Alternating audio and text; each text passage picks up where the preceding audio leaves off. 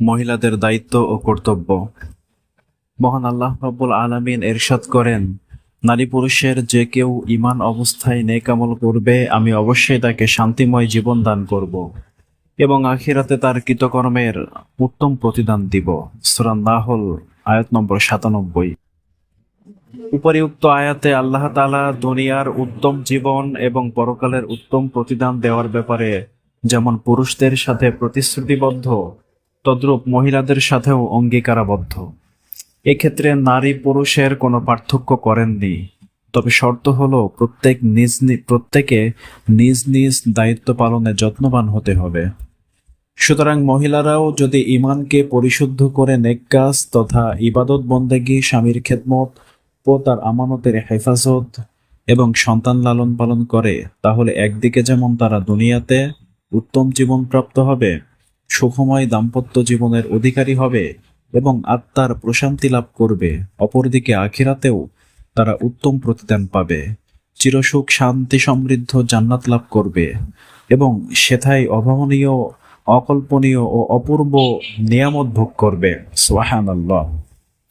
কিন্তু বর্তমানে আধুনিকতার সয়লাবে ভেসে যাওয়া সমাজ এই বাস্তবতাকে অস্বীকার করে সহশিক্ষার নামে এবং চাকরির লোভ দেখিয়ে নারীদেরকে রাস্তায় নামিয়ে তাদেরকে কামাতুর পুরুষের পাশবিকতার শিকার বানাচ্ছে। কোনো কোনো ক্ষেত্রে তাদেরকে বাজারি বানিয়ে প্রকাশ্যে বেইজ্জত করছে। নারী স্বাধীনতার নামে মাতৃজাতির সরলতা, অড়ম্বরতা, সতীত্ব ও হায়া শরম ছিনিয়ে নিচ্ছে। ফলে প্রতিটি ঘর আজ ফিতনা ফাসাদের আখড়ায় পরিণত হচ্ছে। স্বামী স্ত্রীর মাঝে দ্বন্দ্ব, ছেলে মেয়েতে দ্বন্দ্ব, ভাই ভাই মনোমালিন্য হচ্ছে। কোথাও ছেলে মেয়ে পিতামাতার অবাধ্য, কোথাও পিতামাতা সন্তানের হক আদায় থেকে উদাসীন, কোথাও সামান্য কারণে তালাকের ঘটনা ঘটে সুখের সংসার দোজকে পরিণত হচ্ছে। গভীরভাবে লক্ষ্য করলে বোঝা যাবে এসবের কারণ হলো মহিলাদের দ্বীনি তালিমের অভাব এবং দায়িত্ব বহির্ভূত অঙ্গনে বিচরণ। নিম্নে মহিলাদের দায়িত্ব ও কর্তব্য সম্পর্কে সংক্ষিপ্ত আলোচনা করা হচ্ছে, যাতে প্রত্যেক মুসলিম মহিলা তা আদায় করে দুনিয়া ও আখিরাতের কামিয়াবির পথ খুঁজে পায় এবং বর্তমানে সৃষ্ট ফিতনা ফাসাদ থেকে হেফাজতে থাকতে পারে। নাম্বার ১, ঈমান আকীদা পরিশুদ্ধ করা।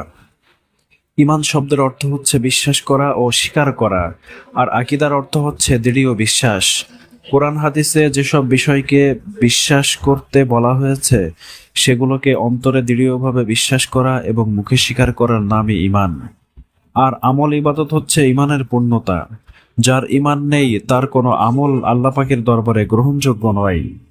রূহ ছাড়া যেমন শরীরের কোনো মূল্য নেই, তদ্রূপ ঈমান ছাড়া আমলের কোনো মূল্য নাই। আল্লাহ তাআলা ইরশাদ করেন, যারা কাফির তথা যাদের ঈমান নেই তাদের আমল মরুভূমির মরীচিকার মতো। সূরা নূর আয়াত নম্বর ৩৯। সুতরাং ঈমান দুরস্ত করা সকলের দায়িত্বে বুনিয়াদ ফরজ। আর আর যেসব বিষয়ের উপর ঈমান আনতে হয় তন্মধ্যে ৬টির হলো রুকন বা মূল। এগুলো ঈমানে মুফাসসালের মধ্যে বর্ণিত হয়েছে। অর্থ: আমি ঈমান আনলাম বা বিশ্বাস করলাম আল্লাহ তাআলাকে, তার ফেরেশতাগণকে, তার প্রেরিত সকল আসমানি কিতাবকে, তার প্রেরিত সকল নবী রাসূলকে, কিয়ামতের দিবসকে, তাকদীরকে, অর্থাৎ জগতে ভালো মন্দ যা কিছুই হয় সবই আল্লাহ তাআলার সৃষ্টি, তারই পক্ষ থেকে নির্ধারিত, এবং মৃত্যুর পর কিয়ামতের দিন পুনরায় জীবিত হওয়াকে। ঈমানের ৭৭টি শাখা রয়েছে যেগুলোর উপর ঈমান আনা জরুরি। সহিহ ঈমানের উল্লিখিত ৬টি আরকান এবং তার শাখা প্রশাখাগুলোকে যে মনে প্রাণে বিশ্বাস করবে, মুখে স্বীকার করবে এবং এগুলোর দাবি অনুযায়ী নেক আমল করবে, সে পরিপূর্ণ মুমিন হবে।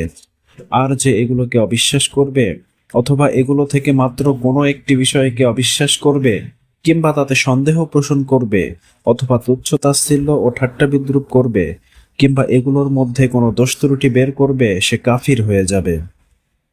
আগে মুমিন থাকলে মুরতাদ তথা ধর্মত্যাগী হয়ে যাবে, আর বিবাহ বিচ্ছেদ হয়ে যাবে এবং পিছনের সকল নেক আমল নষ্ট হয়ে যাবে।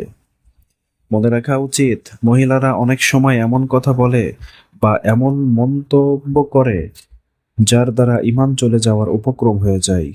যেমন বিপদে পড়ে বলে যে আল্লাহ আর কাউকে চোখে দেখল না, যত বিপদ আমারই উপর, ইত্যাদি।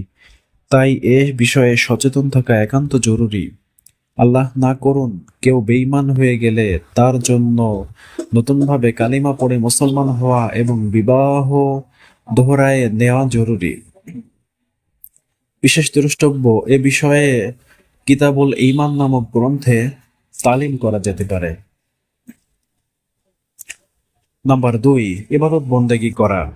প্রত্যেক বালেগা মহিলার উপর ফরজ হচ্ছে 5 ওয়াক্ত নামাজ পড়া, কোরআন শরীফ সহি শুদ্ধভাবে তেলাওয়াত করা, রমজান মাসে রোজা রাখা, ধন সম্পদ থাকলে জাকাত আদায় করা এবং হজ করা। এসব বিষয়ের মাসআলা মাসাইল উপযুক্ত ব্যক্তি বা সহি কিতাব থেকে শিখে নিবে। এগুলো অস্বীকার করলে ঈমান চলে যায়, আর এগুলো বিশ্বাস করা সত্ত্বেও আমল না করলে কাফির তো হয় না, তবে ফাসেক সাব্যস্ত হয়। সেক্ষেত্রে তওবা করা জরুরি এবং নামাজ রোজার ক্ষেত্রে উমরি কাজা করে নিতে হবে। জাকাত আদায় বাকি থাকলে তাও আদায় করে নিতে হবে, নতুবা আখিরাতে এর দরুন নির্ধারিত সময়ের জন্য জাহান্নামী সাব্যস্ত হবে। উল্লেখ্য, মহিলাদের নামাজ আদায়ের জন্য মসজিদে বা ঈদগাহে যাওয়া নাজায়েজ। কতিপয় বিভ্রান্ত আলেম জায়েজ বলছে বটে, কিন্তু তাদের কথায় কর্ণপাত করবে না। হযরত আয়েশা সিদ্দিকা রাদিয়াল্লাহু তাআলা আনহা থেকে বর্ণিত, তিনি বলেন, প্রিয় নবী সাল্লাল্লাহু আলাইহি সাল্লামের ইন্তেকালের পর মহিলাদের মধ্যে যে ধরনের পরিবর্তন এসেছে সেটা যদি তিনি দেখতেন তাহলে নিঃসন্দেহে তিনি তাদেরকে মসজিদে আসতে নিষেধ করতেন, যেভাবে নিষেধ করা হয়েছিল বনি ইসরায়েলের মহিলাদেরকে। বুখারী শরীফ হাদিস নম্বর 869। স্বামীর খেদমত করা। মহান আল্লাহ তাআলা দুনিয়াতে স্বামীকে স্ত্রীর উপর বিশেষ মর্যাদা দান করেছেন এবং স্বামীর জন্য স্ত্রীর প্রতি বিরাট হক নির্ধারণ করে দিয়েছেন। স্বামীকে সন্তুষ্ট রাখা, তার মনোরঞ্জনে সচেষ্ট থাকা অনেক সওয়াবের কাজ। এ সম্পর্কিত কয়েকটি হাদিস নিম্নে পেশ করা হলো।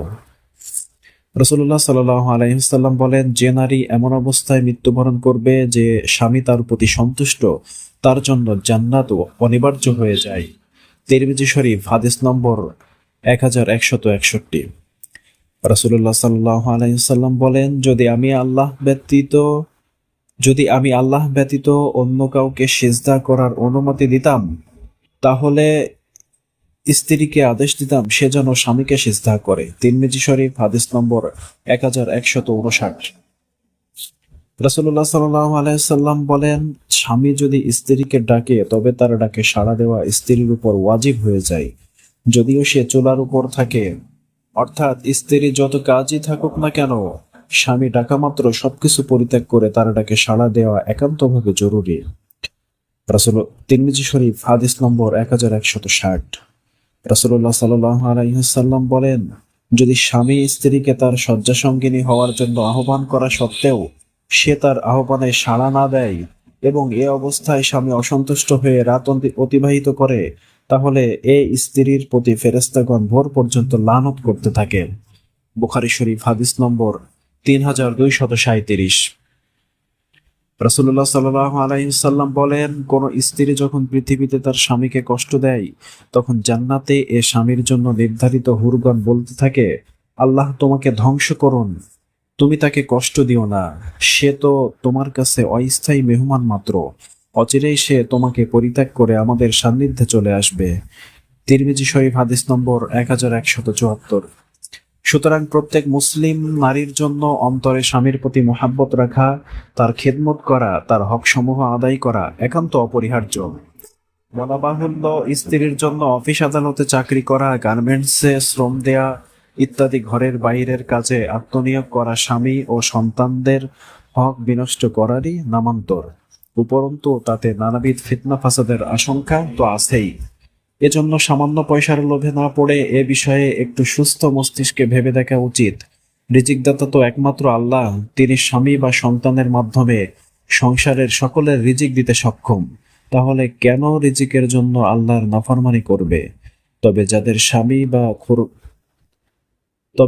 স্বামী বা খোরপোশ দেওয়ার মতো কেউ নেই এবং অভাবের কারণে জীবন ও মান বাঁচানো কষ্টকর হয়ে যায়, তারা ঘরোয়া পরিবেশে থেকে বৈধ উপার্জনের কোনো পন্থা, যেমন সেলাইয়ের কাজ, বাচ্চাদের পড়ানো ইত্যাদি অবলম্বন করবে। উল্লেখ্য, স্ত্রীদেরও স্বামীর নিকট হক পাওনা আছে, সেগুলি আদায় করা পুরুষের নিজ দায়িত্ব। মহান আল্লাহ রাব্বুল আলামিন আমাদের কথাগুলি সহিভাবে বুঝে আমল করার তৌফিক দান করুন।